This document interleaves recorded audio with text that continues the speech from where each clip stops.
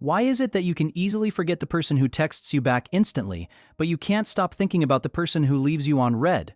It's not because they are better than you. It's because they are accidentally using a psychological glitch in your brain called the Zeigarnik Effect. Your brain hates unfinished business. It will replay an incomplete event over and over again until it gets closure. Today, we are going to teach you how to open those mental loops in others, so that you become the thought they just can't turn off. Point 1. Leave at the high point. The George Costanza rule.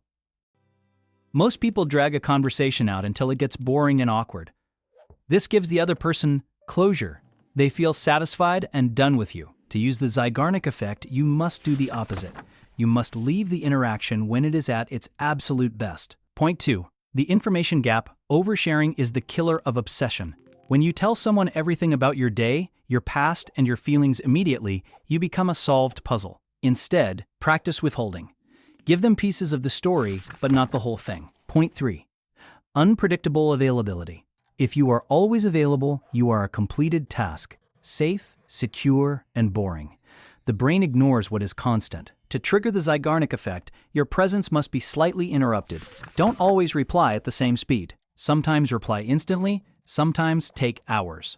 This inconsistency prevents their brain from predicting your pattern. Point 4.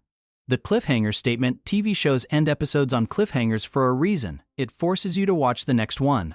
You can use micro cliffhangers in daily conversation.